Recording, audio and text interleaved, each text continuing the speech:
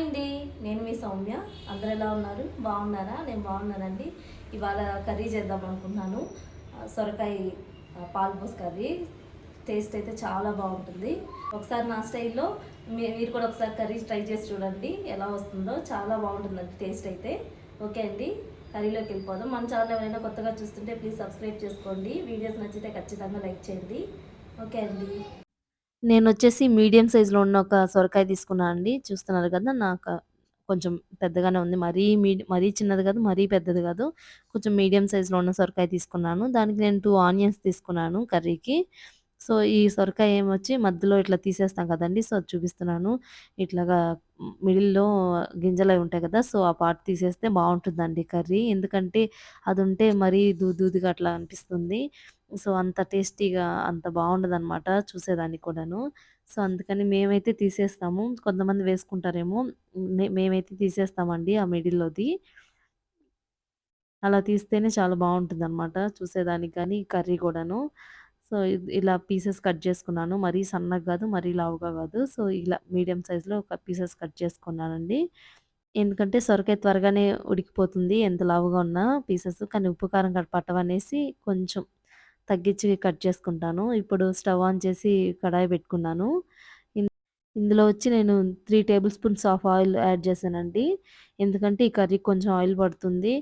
ఎ అవంతా వేగాలి కదా! మనకి పీసెస్ అవి కొంచెం ఆయిల్ అయితే వేసుకున్నాను. నేను చాలా వరకు తక్కువే ఏస్తానండి ఆయిలు. సో, ఇంక దీనికైతే 3 టేబుల్ స్పూన్స్ ఆఫ్ ఆయిల్ ఏసాను. ఎందుకంటే నాకు కొంచెం పీసెస్ కూడా ఎక్కువున్నాయి. సో, మీరు కాయని బట్టి చూసి వేసుకోండి. ఇంకోటేందంటే నేనైతే గ్రౌండ్‌నట్ ఆయిల్ యూజ్ చేస్తానండి. ఈ రిఫైన్డ్ ఆయిల్స్ అయితే యూజ్ చేయను. గానుగలో పట్టిస్తాం గదా! సో, ఆయిల్ అయితే యూజ్ చేస్తాం మేము. అందుకని కొంచెం తక్కువేసుకున్నా సరిపోతుందనమాట మాకు. తెలుసు గదా! గ్రౌండ్‌నట్ ఆయిల్ కొంచెం వేసుకుంటే సరిపోతుందని. ఇందులో వచ్చేసి ఆవాలు, జీలకర్ర, కొంచెం మెంతులైతే ఖచ్చితంగా యాడ్ చేస్తాను. కొంచెం మినపప్పు అంటే పోపు దినుసులన్నీ వేసి అవి బాగా చిటపటలాడిన తర్వాత ఇదిగోండి కొంచెం మెంతులైతే యాడ్ చేశాను గదా! ప్రతి ఒక్క కర్రీలో నేనైతే మెంతులు యాడ్ చేస్తాను. అవి వేగిపోతే మనకి చేదనిపించవండి. అవి వేగకుండా ఉంటేనే చేదొస్తాయి. సో, అవి వేగే వరకు ఉండాలి. తర్వాత నేను కట్ చేసుకున్న ఆనియన్స్ అయితే యాడ్ చేశాను ఇక్కడ. ఆనియన్స్ కొంచెం కలర్ చేంజ్ అయ్యేంత వరకు బాగా ఫ్రై చేయాలండి. ఇవేందంటే త్వరగా కలర్ చేంజ్ అవ్వాలంటే మనం కొంచెం సాల్ట్ యాడ్ చేసామంటే త్వరగా మగ్గిపోతాయి ఆనియన్స్. సో, అందుకని నేను ఎప్పుడు ఏసినా కొంచెం ఆఫ్ సాల్ట్ అయితే యాడ్ చేస్తాను. ఇప్పుడైతే నేను కొంచెం కరివేపాకు వేశాను. ఈ కరివేపాకు గూడా నేను కొంచెం ఎప్పుడు వెళ్ళం గదండీ! వాడిపోతాయన్నట్టు తీసుకొనొచ్చేసి బయట పెట్టేస్తే అవి కొంచెం లైట్‌గా డ్రై అయినట్టుంటాయి. సో, అవే నేను యూజ్ చేస్తూ ఉంటాను. ఎందుకంటే ఇక్కడ దొరకవు. సో, ప్రతిసారి వెళ్లి తెచ్చుకోలేం కదా అని. ఇప్పుడు చూడండి ఇవైతే కలర్ చేంజ్ అయ్యాయి గదా! మరీ బ్రౌన్ అట్లా రావాల్సిన అవసరం లేదు. పింక్ కలర్‌కొస్తే చాలు ఆనియన్స్. ఈ కలర్‌కనమాట. కొంచెం లైట్ గోల్డ్ కలర్‌కొస్తే సరిపోతుందండి. సో, తర్వాత మనం ఈ ఆయిల్ గూడా ఇంతే సరిపోతుందనమాట. ఇక్కడేమన్నా మీకు ఆయిల్ లేదు అనుకుంటే ఈ టైంలో యాడ్ జేసుకోండి ఏమన్నా అవసరమైతే మీరు కర్రీ చేసేటప్పుడు. సో, ఇక్కడ నాకు సరిపోద్దనేసి ఇక్కడ పీసెస్ అవన్నీ యాడ్ చేసేస్తున్నాను. సొరకాయ ముక్కలు. సొరకాయ ముక్కలు యాడ్ చేసేసాను గదండీ! సో, నాకైతే ఇంత ఫుల్‌గా వచ్చిందనమాట. ఇవి మగ్గంగానే అన్నీ తగ్గిపోతాయి. చాలా తక్కువవుతదని కర్రీ గూడాను. ఇంకా పసుపు యాడ్ జేస్తున్నాను ఇక్కడ. కొంచెం సాల్ట్ ఒకటిన్నర స్పూనేమో ఏసానండి సాల్టయితే. ఎందుకంటే నాకు మాకు కొంచెం ఎక్కువున్నాయి గదా పీసెస్ అందుకని. సో, మీ కర్రీకి దాన్ని బట్టి మీరు సాల్ట్ అడ్జస్ట్ చేసుకొని వేసుకోండి. సో, ఇవన్నీ మిక్స్ చేస్తున్నాను. ఈ 2 బాగా మిక్స్ అయితే త్వరగా మగ్గిపోతాయి. ఇవేందంటే సొరకాయ కొంచెం ట్రాన్స్‌పరెంట్ అయ్యే వరకు ఉంచితే చాలండి.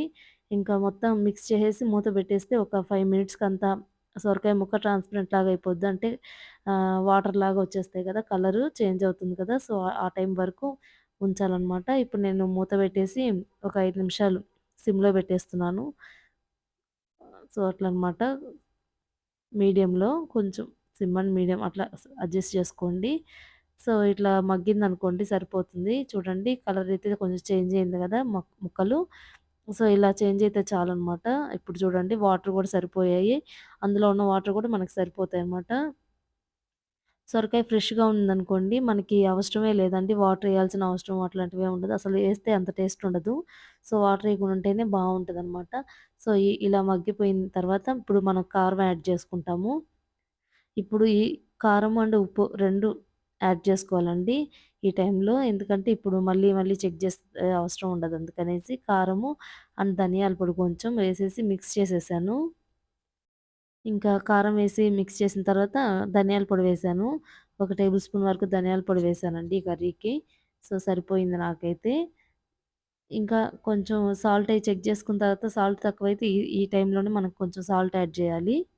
ఇవి ఒక 2, 3 నిమిషాల పాటు పెట్టేయాలండి. మూత పెట్టేస్తే అవి ఆయిల్ పైకొచ్చేస్తుంది. కొంచెం పైకి తేలుతుందనమాట. ఎందుకంటే అప్పటికి ఉప్పు, కారం అన్నీ పట్టేస్తాయన్నమాట ముక్కకి. సో, అందుకని అలా పెట్టేస్తే చాలు. ఒక 2 మినిట్స్ మూత పెడితే అవన్నీ మగ్గిపోతాయండి ముక్కలు. చూడండి ఎంత బాగా వచ్చేసిందో కర్రీ. సొరకాయ తీయంగనుకోండి ఇక్కడితో ఆపేస్తారండి. ఇంకొంచెం మగ్గనిచ్చేసి స్టవ్ ఆఫ్ చేసేస్తారు. ఇప్పుడు మనం పాలు పోసి వండుకుంటున్నాం గాబట్టి, ఈ స్టేజ్‌లో ఉన్నప్పుడు మనం పాలు యాడ్ జేయాలండి. నేనైతే ఆ ఫుల్ గ్లాస్ పాలైతే యాడ్ చేస్తున్నాను. ఎందుకంటే ఇక్కడ అంత చిక్కగా అయితే ఉండవు కదా పాలు. సో, అందుకని మాకు బర్రె పాలే కొంచెం ప్యాకెట్‌లో. సో, అవి కొంచెం పలచగానే ఉంటాయి. చూడండి ఎంత పలచగా ఉన్నాయో. ఆ పాలు కొంచెం దగ్గరకవ్వడానికి కొంచెం టైం పడుతుంది. సో, మీకు బర్రె పాలు దొరికి అది చిక్కగా ఉంటే ఇంకా సూపర్ టేస్టొస్తాయసలు. ఇది కొంచెం బాగా దగ్గరికి అవ్వనివ్వాలండి. ఈ కర్రీ వచ్చేసి ఈ పాలన్నీ బాగా ఇంకిపోతాయి. అంటే వాటరే ఉన్నాయి గదా! ఆ వాటరంతా ఇంకిపోతే పాలు చిక్కగా సరిపోతుంది కర్రీకి. సో, వాటర్‌గా ఉంటే అంత టేస్ట్ ఉండదనమాట. ఒకసారి ఇట్లా కలిపేసి ఊరికే కదపకూడదండి. పాలు పోసిన తర్వాత ఒకసారి మిక్స్ చేసేసి మూత పెట్టేస్తే ఇప్పుడు చూడండి కుక్ అవ్వడం స్టార్ట్ అయ్యాయి. ఇట్లా నురగలొస్తున్నాయి గదా! సో, అంటే కుక్ అవుతుంది. అప్పుడప్పుడు జస్ట్ అలా కదిపితే చాలు కర్రీని. ఇలా ఈ స్టేజ్‌లో చూడండి జస్ట్ ఒకసారి అంటే అడుగేమన్నా అంటుతుందా అన్నట్టు ఒకసారి మిక్స్ చేసేసి మళ్ళీ మూత పెట్టేస్తే చాలండి. కొంచెం బాగా మగ్గిన తర్వాత ఆయిల్ అంతా పైకి తేలుతది గదా! సో, ఆ టైంలో ఇంక మూత తీసేసి బాగా పెట్టేసుకుంటే చాలనమాట కర్రీ. ఇప్పుడు చూడండి ఆయిల్ అంతా పైకి తేలింది. కర్రీ గూడా నాకు కొంచెం చిక్కబడిద్దనమాట. ఇట్లా వచ్చేస్తుంది. మామూలుగా మన బర్రె పాలు నేనైతే పచ్చి పాలే పోస్తాను. కాచి చల్లార్చడం అలాంటివేం పోయనండి. ఇంకా లాస్ట్ వచ్చేసి కొత్తిమీర యాడ్ చేశాను.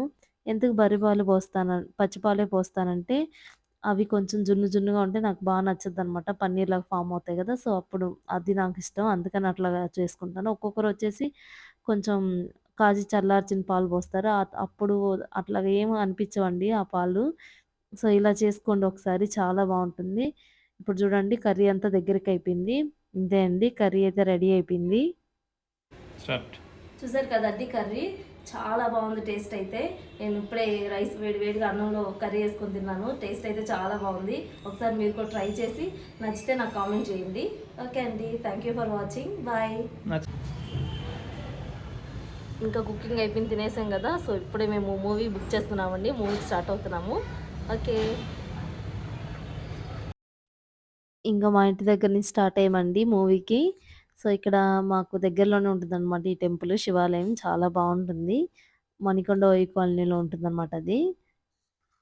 ఇంక బయలుదేరేసామండి మూవీకి.